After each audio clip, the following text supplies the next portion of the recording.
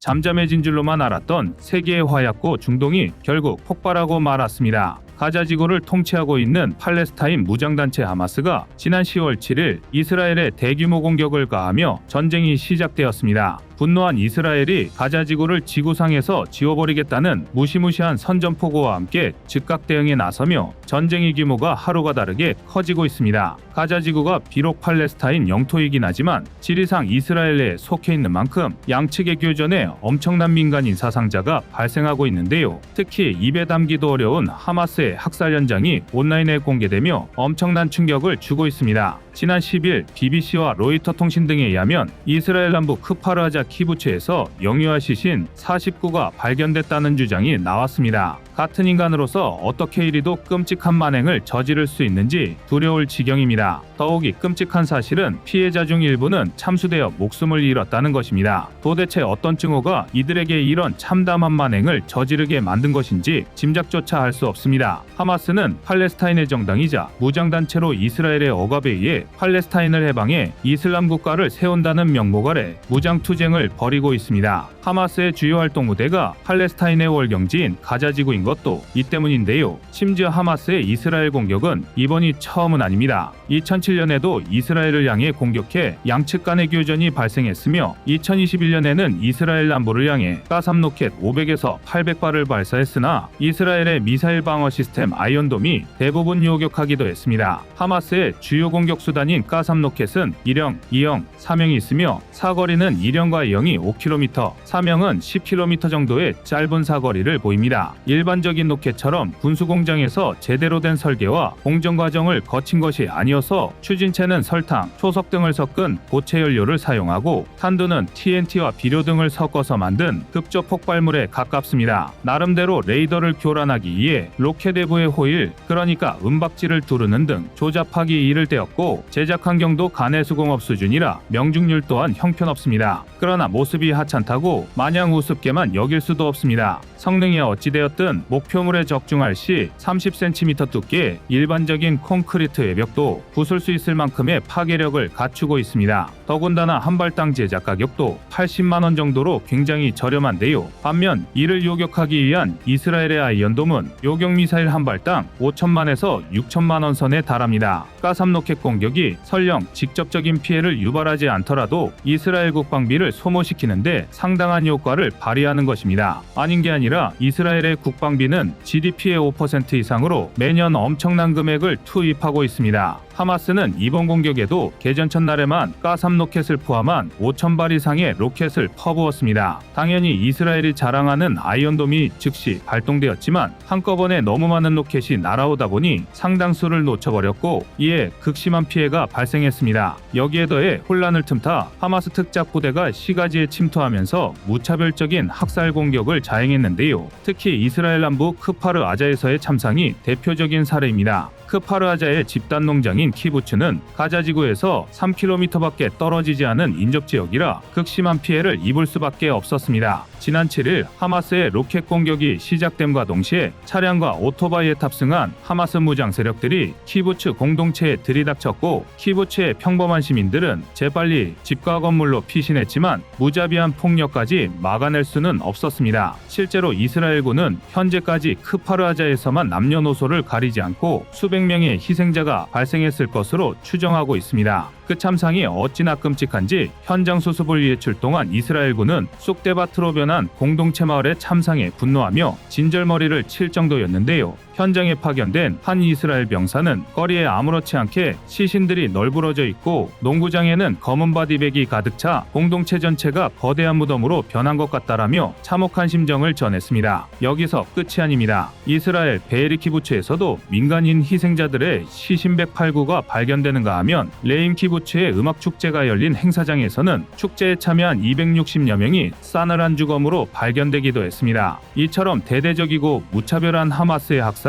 진짜 문제가 되는 이유는 너무나 당연하게도 이스라엘의 보복성 공격을 불러온다는 것입니다. 하마스의 천인공노할 전쟁 범죄에 이스라엘은 군사력을 총동원해 가자지구 보복 공습을 가했습니다. 이로 인해 팔레스타인에서도 여성과 어린이, 청소년을 포함해 800명이 넘는 사람들이 희생됐으며 부상자는 4,000명을 넘어선 것으로 알려졌습니다. 또한 민간인 사상자를 제외하고도 하마스 1,500구의 시신을 발견했다는 이스라엘군의 발표도 있어서 양쪽 모두 사상자가 급격하게 증가하고 있습니다. 한편 하마스의 이번 공격에 대한 배경으로는 다양한 분석이 제시되고 있습니다. 전문가들은 전력상 이스라엘 정규군과 상대가 되지 않는 하마스가 굳이 강도 높은 무력 분쟁을 일으킨 이유가 있었을 것이라 추측하고 있는데요. 일례로 최근 이스라엘과 사우디아라비아가 평화협정을 체결하려는 움직임이 보이자 이슬람 사회와 팔레스타인 내에서 자신들의 입지가 좁아질 것을 우려한 하마스가 이를 타개하기 위한 정치적 목적으로 승산 없는 전쟁을 일으켰다는 분석이 나오고 있습니다. 또 일각에서는 그동안 하마스를 지원해오던 이란이 이번 공격에 배후에 있다는 추측도 내놓고 있지만 이란 측에선 전면 부인을 하고 있습니다. 원인이 무엇이든 하마스의 공격으로 촉발된 이번 사태는 걷잡을 수 없는 상황으로 전개되는 양상입니다.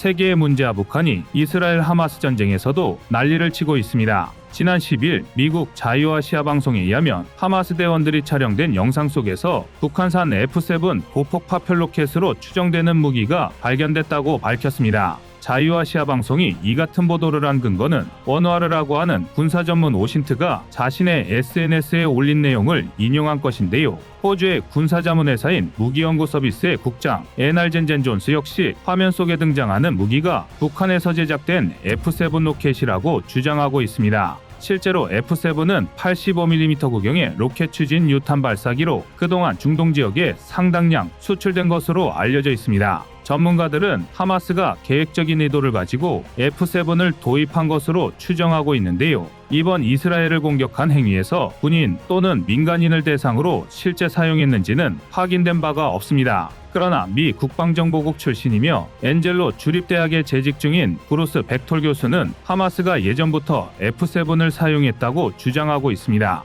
북한은 하마스의 F7 이외에도 대전차 미사일 불세도 제공했다고 밝혔습니다. 만약 이 말이 사실이라면 이스라엘 지상군이 팔레스타인으로 진입했을 때 하마스가 이스라엘의 전차를 상대로 불세를 사용할 확률이 높습니다. 불세는 북한이 러시아의 9K111 파고대 전차 미사일을 대량으로 도입한 이후 역설계하여 만든 것으로 와이어 유도 방식을 사용합니다. 9K111 파고대 전차 미사일에서 많은 부분을 개량하여 제작했다고는 하나 기본 성능 자체가 그리 뛰어나지 않고 관통력도 약해서 승무원의 생존성을 위해 두터운 장갑을 채택한 이스라엘의 주력 전차 메르카바를 상대로 큰 효과를 거두긴 어려울 것으로 보입니다.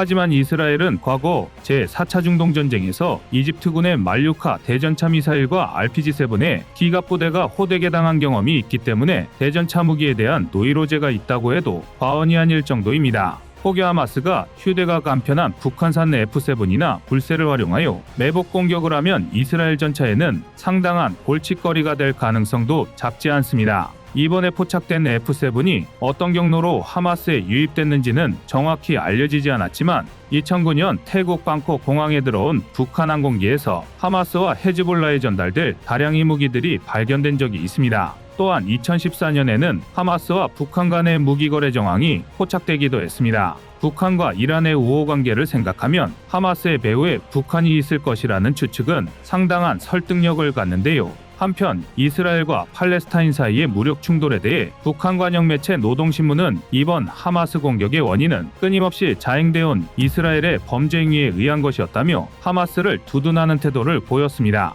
공식 채널을 통해 하마스 지지 의사를 표명한 건데요. 중동의 반미국가와 친미국가의 대립으로 번지고 있는 이스라엘 하마스 전쟁이 또 어떤 재앙을 몰고 올지 국제사회가 촉각을 곤두세우고 있습니다.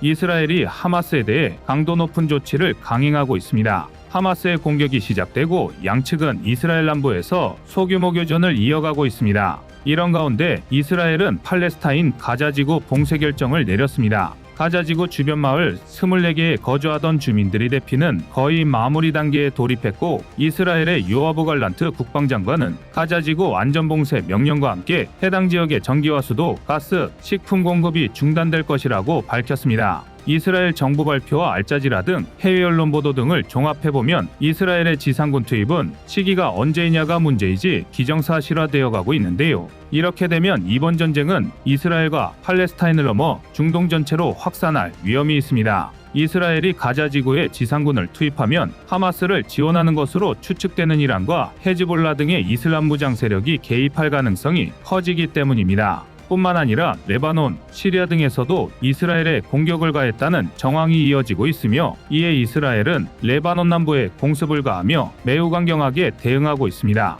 오히려 이런 상황에서 전쟁의 불씨가 중동 전체로 확전되지 않으리라 바라는 것은 지나친 낙관주의처럼 여겨지는데요. 헤즈볼라의 고위 관계자는 팔레스타인 무장 세력들과의 연대 행사에서 하마스를 도울 것이라는 내용의 발언을 하기도 했습니다. 상황이 심상치 않게 돌아가자 미국은 이스라엘에 대한 전폭적인 지원을 약속했습니다. 미 해군의 제럴드 R 포드급 항공모함과 타격전단이 이스라엘 인근에 동지 중에 배치됐으며 제럴드 R 포드급 항공모함에 이어서 니미츠급 항공모함인 USS 드와이트 D 아이젠하워와 그 전단도 동지 중에 배치될 가능성이 커지고 있습니다. 또한 미국은 하마스가 납치한 인질 구출을 위해 특수부대를 이스라엘에 파견했고 지난 10일에는 이스라엘 남부 네바팀 공군기지에 대량의 무인기를 탑재한 항공기를 파견했습니다. 우크라이나 전쟁과 달리 확고한 명분을 보유한 미국이 직접적인 개입을 검토하고 있는 모양새인데요. 우크라이나 전쟁이 아직도 한창인 가운데 중동마저 전쟁의 기운이 폭발하고 있어서 당분간 전 세계가 극심한 안보 위협에 시달릴 것으로 예상됩니다. 급변하는 국제정세 속에서 저희 꺼리튜브는 최대한 빠르고 정확한 소식을 전달해드리도록 노력하겠습니다. 이상 이스라엘 하마스 전쟁 속보였습니다. 안녕하세요, 꺼리투브입니다. 그동안 보내주신 사랑과 응원으로 1편 출간에 이어 이번에 꺼리투브의 새로운 신작 세상에 밝혀지지 않은 현대무기 비하를 출간했습니다. 내용이 어려워 쉽게 다가서지 못했던 군사무기 이야기를 남녀노소 누구나 편하게 이해할 수 있도록 모아봤는데요. 그 누구도 알 수 없던 현대무기 비하의 숨겨진 이야기를 이제 온라인 서점이나 가까운 서점에서 만나볼 수 있습니다. 또 전문적인 군사무기 이야기를 알고 싶다면 꺼리투브 1편인 대한민국 육해공 군사무기도 준비되어 있습니다.